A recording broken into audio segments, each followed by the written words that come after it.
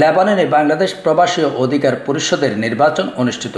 লেবাননে বাংলাদেশ প্রবাসী অধিকার পরিষদের চতুর্থ কাউন্সিল ও নির্বাচন অনুষ্ঠিত হয়েছে। প্রতিদ্বন্দ্বিতাপূর্ণ নির্বাচনে আগামী 2 বছরের জন্য সভাপতি পদে ফিরোজ ডাকুয়া, সাধারণ সম্পাদক পদে সুমন হাওলাদার ও সাংগঠনিক সম্পাদক পদে ফোরকান আহমেদ জয়লাভ করেছেন। রবিবার দাওড়া সিআইটি কলেজ অডিটোরিয়ামে এই নির্বাচন অনুষ্ঠিত হয়।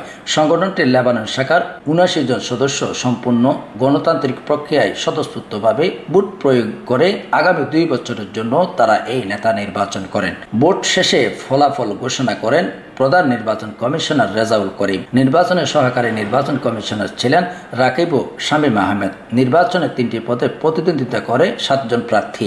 নির্বাচনে টেলিকনফারেন্সে যুক্ত ছিলেন প্রবাসী অধিকার পরিষদের প্রধান উপদেষ্টা বিপি নুরুল হক নূর ও কেন্দ্রীয় কার্যনির্বাহী পরিষদের সভাপতি ইঞ্জিনিয়ার কবির হোসেন। এই দিন নির্বাচনী কার্যক্রম উপভোগ করতে উপস্থিত ছিলেন লেবানন বিএনপির সকল স্তরের নেতৃবৃন্দ সহ বিভিন্ন সামাজিক সংগঠনের নেতারা। লেবানন থেকে রিপোর্ট করেছেন বাবু Subrata Saha, CNN Bangla 24 news desk. আমরা আসলে প্রবাসের মাটিতে আজকে ভোট দিতে পেরে অনেক আনন্দিত।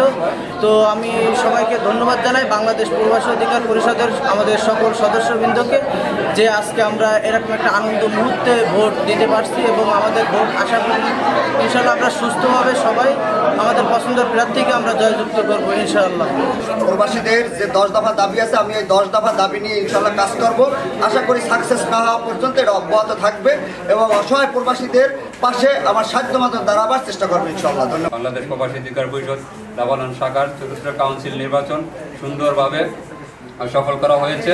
এখানে যারা বিজয় লাভ করেছে সকলের প্রতি আমার শুভকামনা রইল এবং তাদের নেতৃত্বে আগামী দিনের প্রবাসী অধিকার পরিষদ সুন্দর হোক এবং এই সংগঠনকে শক্তিশালী করে বিশ্বের একটা প্রান্তে পৌঁছাক আমি সকলের প্রতি আশাবাদী করি। এবং আমি প্রধান নির্বাচন কমিশনার হিসাবে আমার সাথে যারা দ্বিতীয় এবং সহকারী নির্বাচন হিসাবে দায়িত্ব পালন করছে তাদেরকে আমি ধন্যবাদ জানাই এবং ধন্যবাদ জানাই প্রবাসী অধিকার পরিষদের ভোটার এবং প্রার্থী সবাই মিলে এরকম একটা সুন্দর এবং মনোরম পরিবেশে নির্বাচনটাকে সফল করার জন্য।